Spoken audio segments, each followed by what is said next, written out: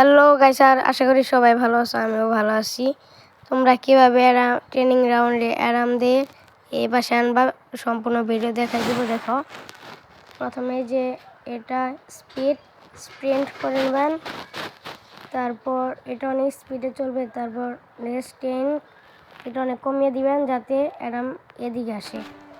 এখন তোমরা সবাই ভিডিও দেখো, আমি কিছু ব্যাকগ্রাউন্ড বাজাই।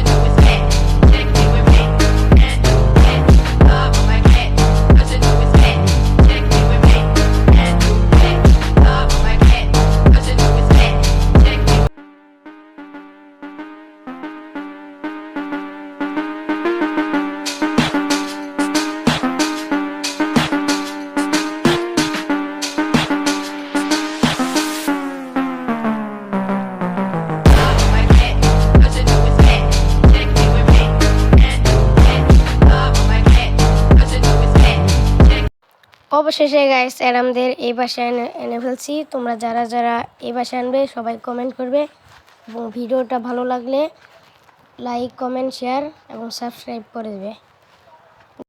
আমি যে কোনো ভিডিও বানাবো সেটা আপনাদের কাছে চলে যাবে।